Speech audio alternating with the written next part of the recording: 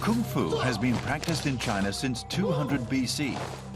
Not only a form of combat or a form of devotion, Kung Fu is to many a way of life.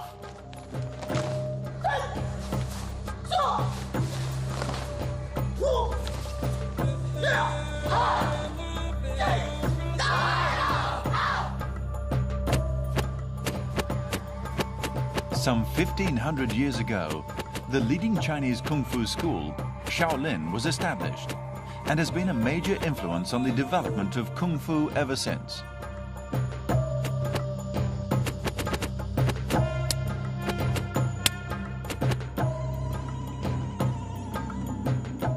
This is Songshan in Henan province.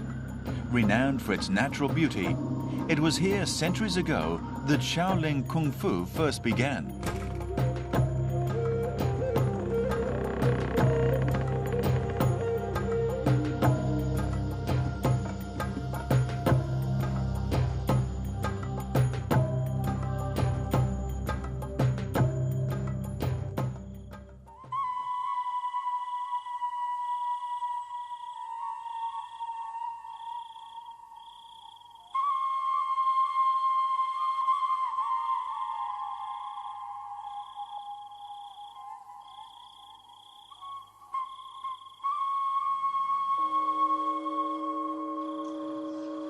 It is 4 o'clock on a cold, dark morning. And for this group of 10-year-olds, it's about to get a whole lot worse, the same as it does every morning.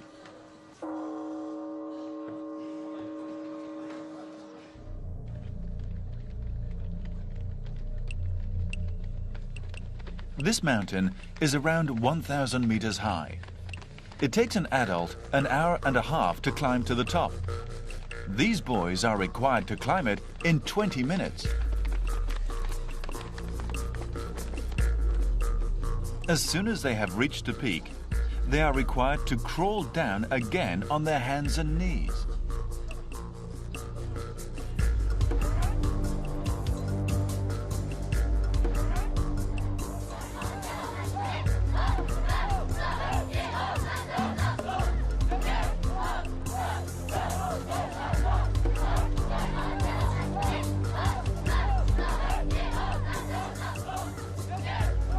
These children are Shaolin secular disciples. Shaolin followers are divided into secular disciples and martial monks. To become a martial monk, the dream of all secular disciples, demands the finest in both Kung Fu skills and Buddhist devotion, and is a title that can only be conferred by their masters.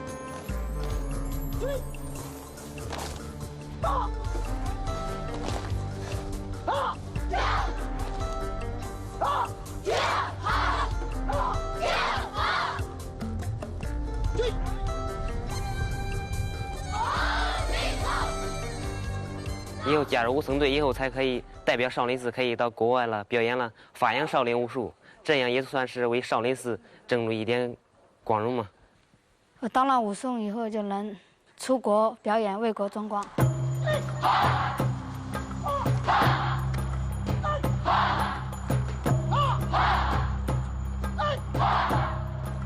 Shaolin martial monks number only around 30. The extreme hardship and difficulty involved in gaining the title removes all but the very elite. The hardships and harshness do not abate with time. Rather, they increase in magnitude as the monk progresses.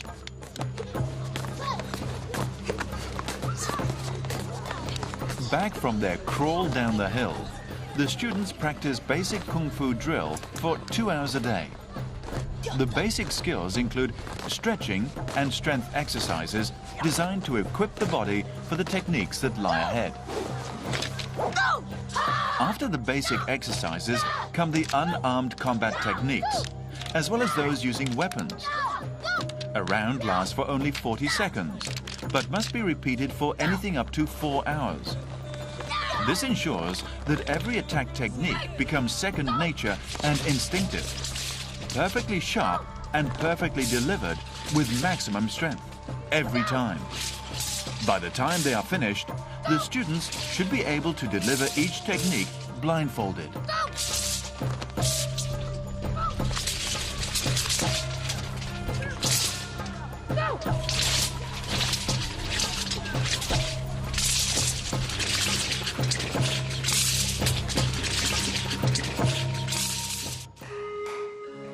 The kitchen of Shaolin Temple prepares vegetarian food for over 100 people every day. Dishes like bean sprouts, steamed buns, and rice. Despite their intensive exercise program, Shaolin martial monks are vegetarians, the simplicity of their food reflecting the simplicity of their lifestyle. Secular disciples, like martial monks, are also required to be vegetarian. The extent of their exercise regime means that these children often eat much more than their adult counterparts.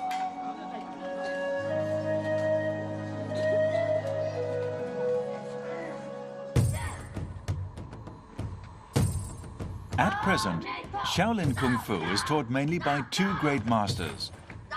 One is Master Shi Henjun, the head of the Secular Disciples Training School. And the other is Master Shi De Yang, the coach of the Martial Monks Reserve Team. Each new disciple is carefully screened to see whether they have the requisite talent and ability. 要看他的体格，他人这个体格大小、粗壮、高低不一，所以看他这个体格、体型都要看的。但出家弟子从本身的身体条件都要求的比较高。 队员呢得符合练武功的这些身体条件，身高、臂长啊，这都得去考。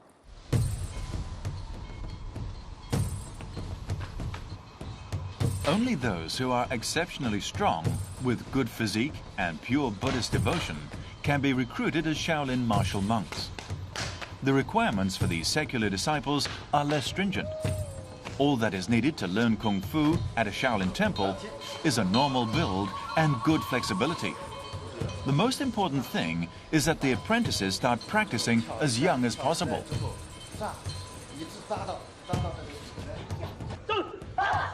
Although there is no age limit for learning Shaolin Kung Fu, young children are not only able to learn faster, but they are also more lithe.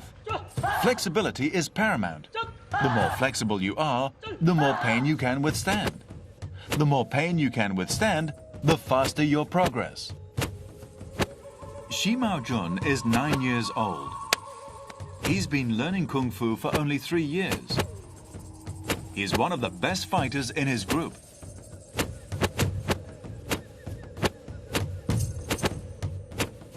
A brilliant and agile student, he has learned the essence of Shaohong, the renowned Shaolin combat technique, in a very short time.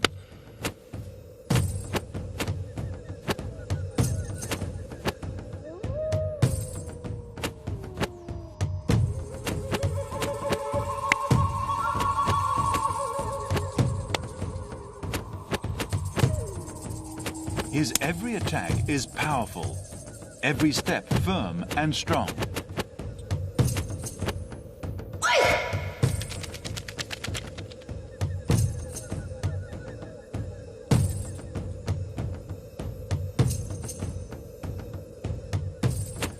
Apart from being smart, he also has the right build to learn Tong Jigong, or juvenile Qigong, a mystical Shaolin Kung Fu that requires both spiritual and physical training.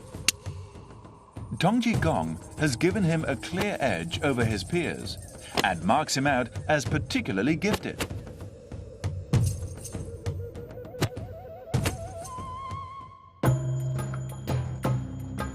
It's impossible to trace the origins of Tong Jigong. The myths surrounding Kung Fu are many. But it is often held that an Indian Buddhist grandmaster called Dharma, a devout and zealous monk who came to Shaolin to preach Buddhism 1400 years ago, found that his fellow monks lacked the physical strength to bear the long hours of Zen meditation. He set about creating Tong Jigong based on Indian yoga to promote the monks' physical strength.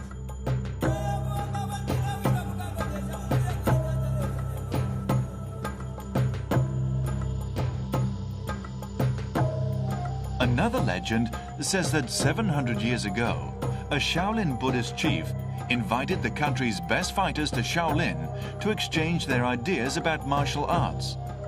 Here, they created Tong Jigong, which incorporates the advantages of every style of Shaolin Kung Fu. Shaolin Kung Fu demands both spiritual and mental as well as physical training. Tongji Gong best shows this concept.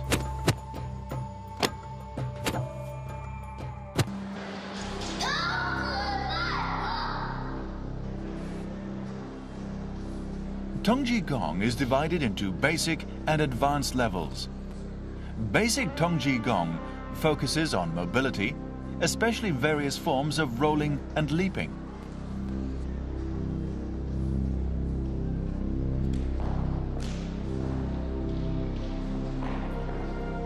It requires great flexibility of tendons and joints, which is why 5 to 6-year-old boys are at the best age to practice this skill.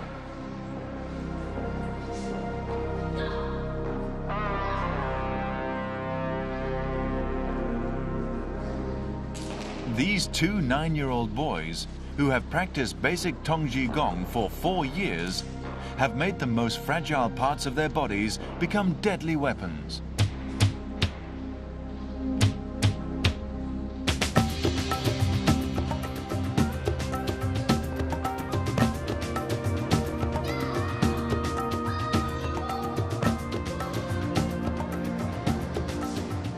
Those who have mastered basic Tongji Gong may move on to advanced Tongji Gong when they are older. This 18-year-old student has practiced advanced Tongji Gong for 6 years and demonstrates the extremes of flexibility capable by the human body. Learning advanced Tongji Gong is similar to learning Qigong. Actions are soft but powerful, stretching human joints to the limits of endurance. A master of advanced Tongji Gong can bend his limbs to seemingly impossible angles. A normal person can bend his foot back no more than 90 degrees, keeping his knee straight. A Tongji Gong master can bend his foot back through 180 degrees. So how does this extraordinary flexibility help with Kung Fu?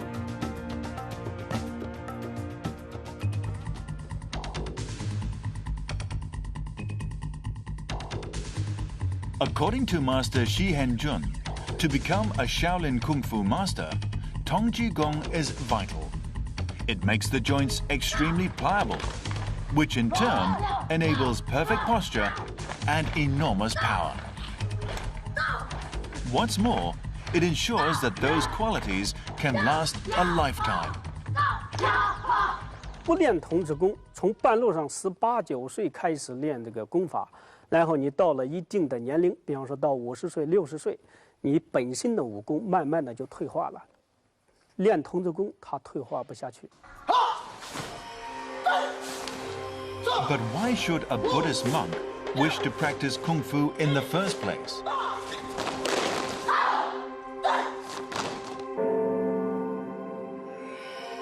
Legend says that during the Wei and Qin dynasties, 1,500 years ago, Emperor Zhao Wen, who was a fervent believer in Buddhism, built a residential monastery for Master Bao Tuo, who came from India.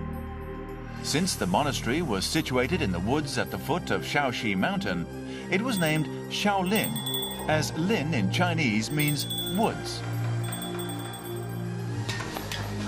But the monastery was in a remote mountain area, and its inhabitants were prone to attack by wild animals and bandits. As a result, the monks began to practice Kung Fu for self-defense, and the farming tools they used in day-to-day life became their weapons. There was little training equipment in the mountains, and so techniques were developed that utilized what basic items they had. From the humblest of beginnings emerged a simple but arduous long-term training regime that influences the practice of Kung Fu even today. Throughout its more than 2,000 years development and history, Kung Fu has no shortcut to becoming a master.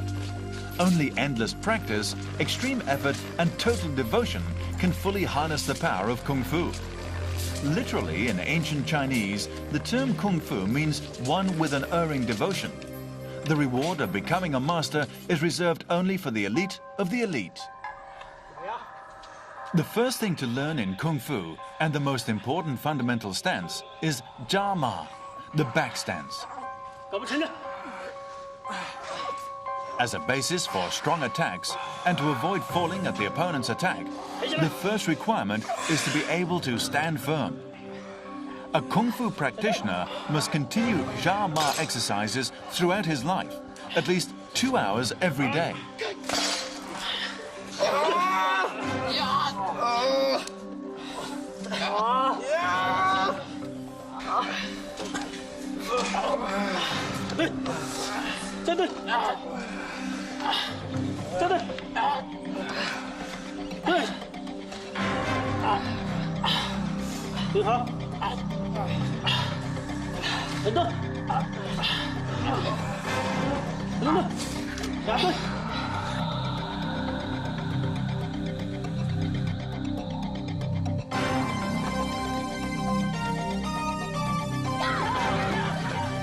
Slapping water develops mental toughness. And by choosing freezing cold days to slap the water, the student learns to resist the cold.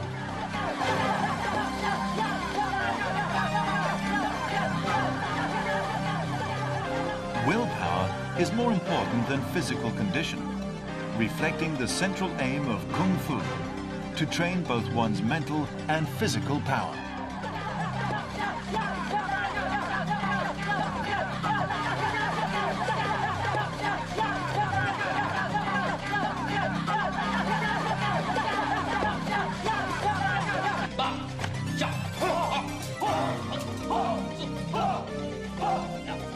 Biaoxiang is a way to strengthen delicate human fingers.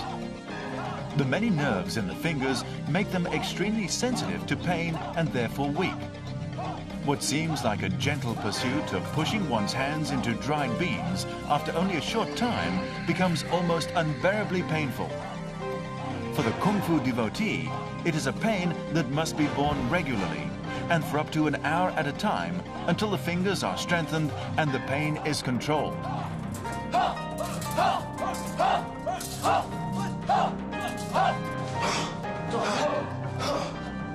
Hitting a candle flame from a distance is an exercise that promotes the explosive power of a punch. The rush of air driven by the fist blows the candle out, but only if every ounce of strength is placed into the strike. When the candle is out, it is relit and the exercise repeated. Repetitive training is the fundamental methodology behind Kung Fu. Repeat, repeat, and repeat again until your action is second nature. 要通过自己的刻苦努力锻炼呢，因为少林拳是学无止境的。少林拳就像是佛教里边的大藏经，任何一个人一生的经历，他是学不完的。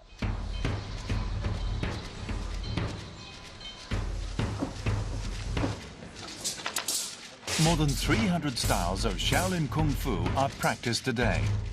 They can be divided into weapons use, combat techniques, and Qigong. Among all the different weapon styles, the most famous is Dharma swordplay. The sword is regarded as the king of all weapons, for it is said to have been the very first weapon invented in China.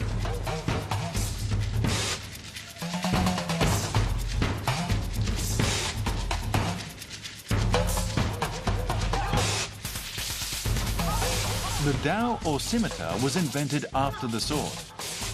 The most famous method being the Shaolin traditional Dao technique. In ancient times, scimitars were designed for close fighting, where each combatant was in great danger. An old Chinese fight saying goes, the shorter the scimitar, the greater the danger.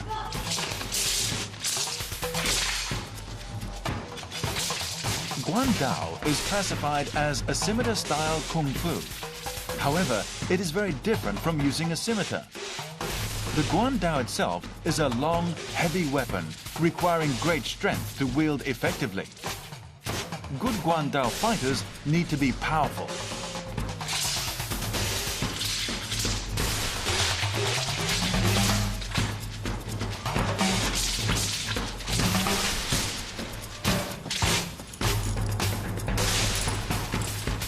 But the use of long weapons also requires the swiftness that is typical of a Shaolin Kung Fu. Since using the tip of the spear is the only way to win, it is necessary to maintain distance from the opponent. Unlike with scimitars, the longer your spear, the more powerful you are.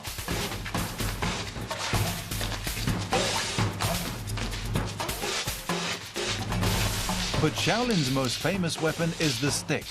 With no blade, the emphasis is on speed and accuracy. 500 years ago, Shaolin martial monks used sticks to fight the Japanese pirates along the southeastern coast of China. Their efficiency at seeing off the intruders proved the simplest of weapons can be the deadliest in the right hands. But no matter how careful you are using a weapon, there is still a chance of killing your opponent unintentionally.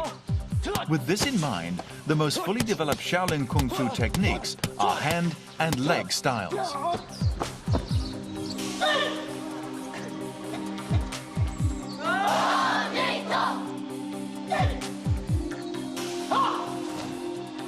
Shaohong combat technique is one of the most renowned, and all novice Kung Fu devotees must learn it.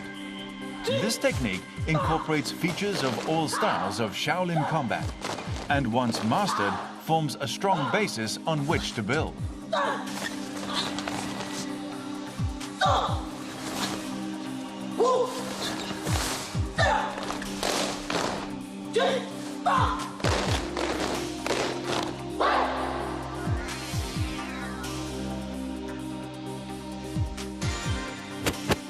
Advanced Shaolin Kung Fu practitioners can learn a hat combat technique.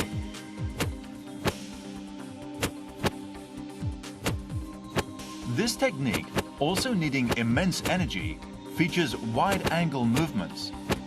It takes careful coordination between steps and strike patterns requiring fast actions of the upper body, using fists and palms to fight.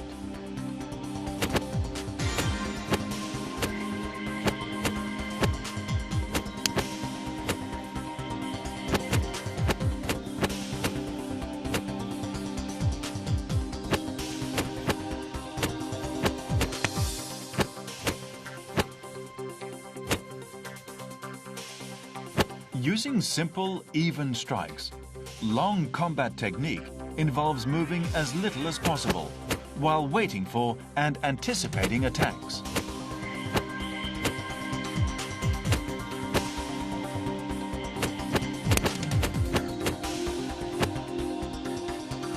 This highly advanced combat technique demands at least 10 years Kung Fu experience before it can be attempted.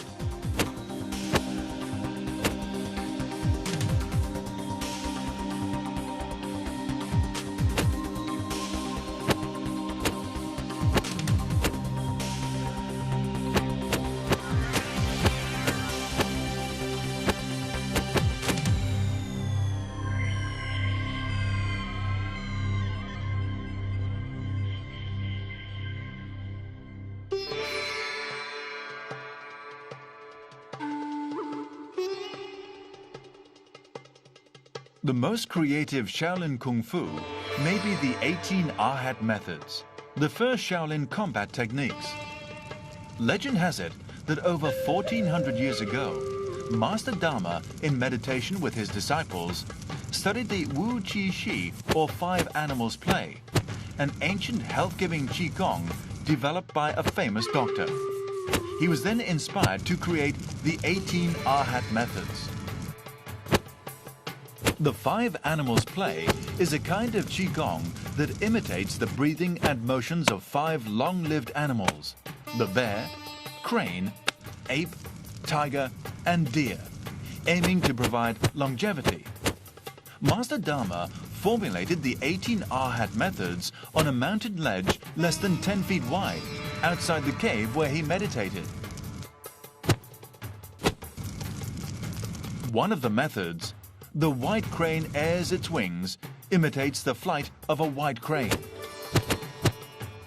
The principles of this combat technique influenced later generations all over China to create techniques based on the characteristics of many other animals. Survival of the fittest the principle of the wild encouraged devotees to learn the skills each animal used to survive in its habitat.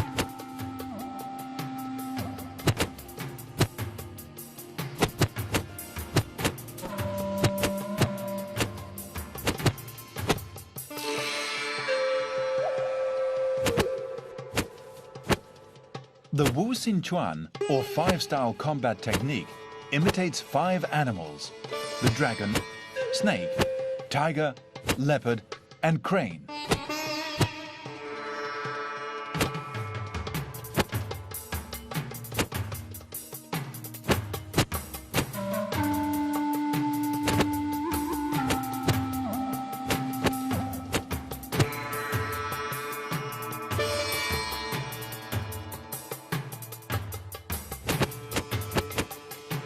Gao Xin Chuan, or dog style, is inspired by the way a dog attacks the lower body. This technique is particularly suitable for smaller people.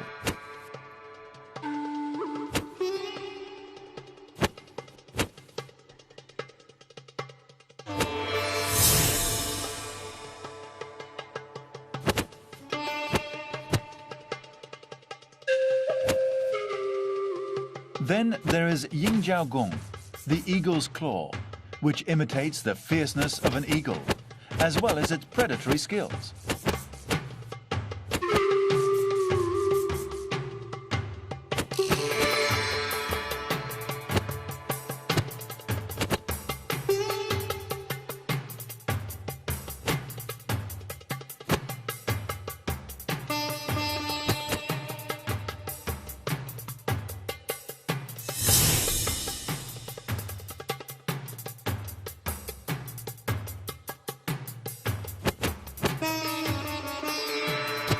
Wu Xin Chuan, or tiger style, features the agility and strength of the tiger, emphasizing speed and aggression.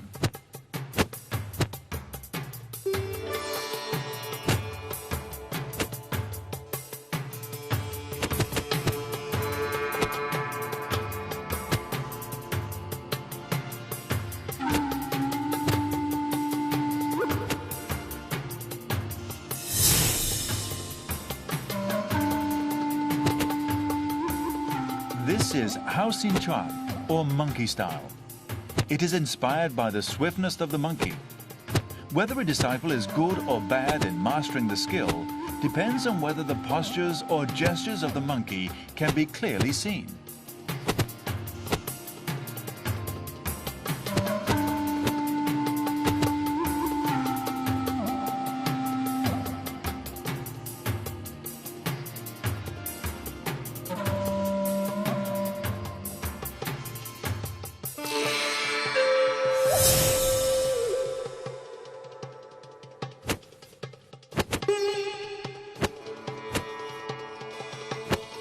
Tang Lang Chuan, or mantis style, demonstrates the aggressiveness and explosive grace of the mantis.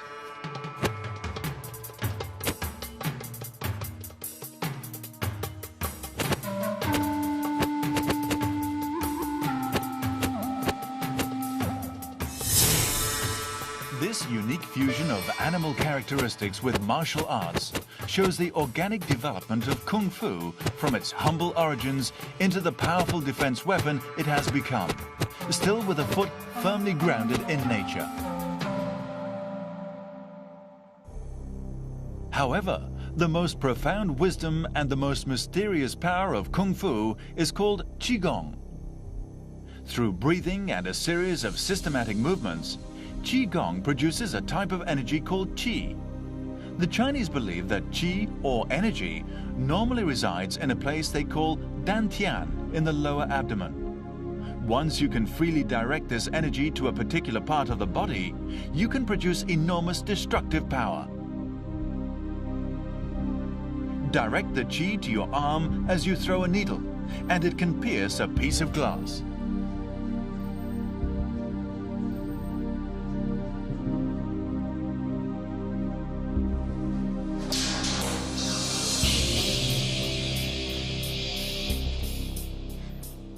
Used correctly, Qi can make any part of the body as hard as steel. The crown of the head can break iron plates, bricks, sticks, and stones.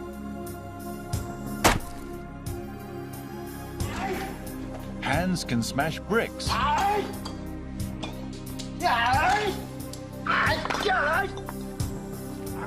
and break sticks.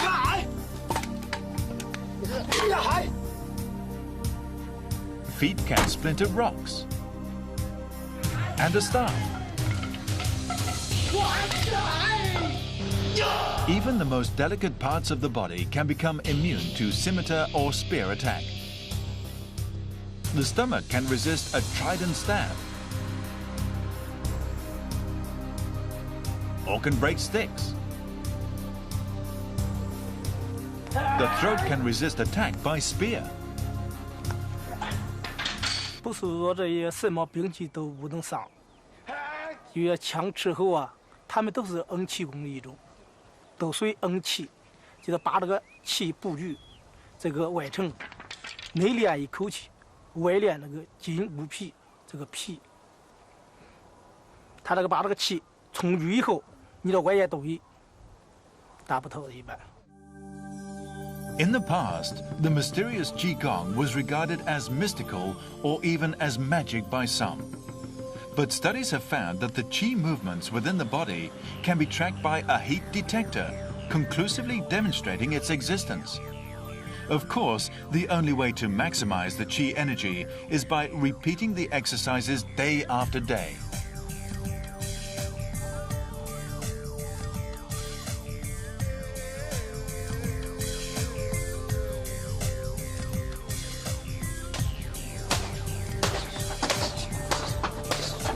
The core idea of hard Qigong is to strengthen the weakest parts of the body until they are strengthened. The human fists are fragile. Although often used in attacks, fists are prone to damage. If you wish to be more powerful, you must strengthen them. Place a piece of paper on a wall. Punch it for 2 hours without stopping. Replace the paper when it's broken. The wall may deteriorate, but eventually the hand becomes immune.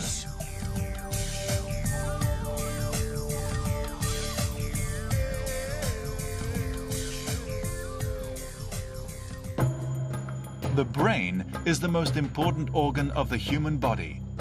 Serious injury or damage to the brain can be fatal. To protect it, the skull must be strengthened. All you have to do is hit your skull with your palms for 2 hours every day to harden it. Then bang your head against a sandbag for 2 hours to train it to resist the shock of an attack. Hard Qigong masters believe that the skull becomes up to 4 times harder than that of a normal person after 2 years of such continuous practice. Another very delicate part of the body, the neck, is particularly vulnerable to attack. Injuries here can lead to paralysis and death. A headstand lowers the weight of the entire body onto the neck. Practice an hour every day for a year, and then you can progress to neck hanging.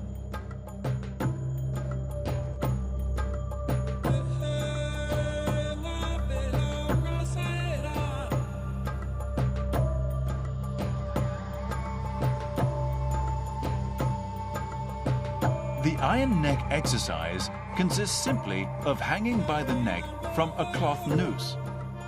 At first, it is only bearable for 2 to 3 seconds, but eventually the body can be supported for minutes at a time, by which time you'll have mastered the technique.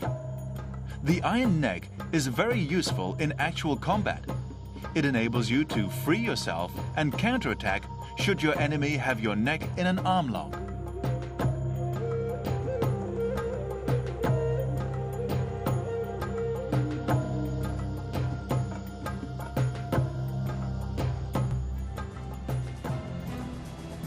Two-finger Zen maximizes finger strength. Well-trained fingers can be used as deadly weapons. In order to harden the fingers, students are required to punch a sandbag at least 2,000 times a day. But two-finger Zen is not the highest level of finger work. An even more advanced technique is one-finger Zen.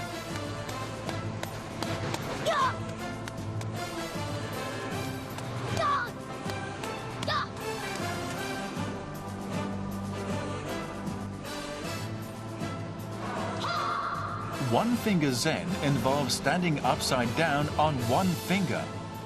Very few people have ever mastered this special technique. In recent times, only one monk, Master Hai Dang, accomplished this.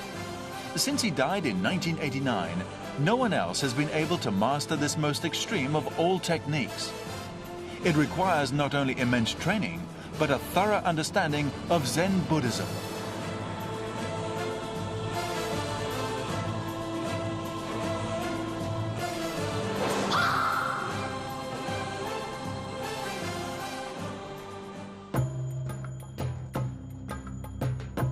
The heart of Zen is a peaceful mind focused on the Buddha. Shaolin Kung Fu emphasizes the unification of Buddhist theory and Kung Fu. A martial monk may spend a great deal of time learning Kung Fu, and even more time developing the strength of his Qi. But most time of all is spent meditating and learning Zen Buddhism. The heart of Zen is a unique concept which often perplexes foreigners, appearing mystical and unobtainable. This religious foundation is what makes Shaolin Kung Fu so special. When myth and logic, mysticism and endurance meet Buddhism, the result is perfect power and perfect peace. The result is Shaolin Kung Fu.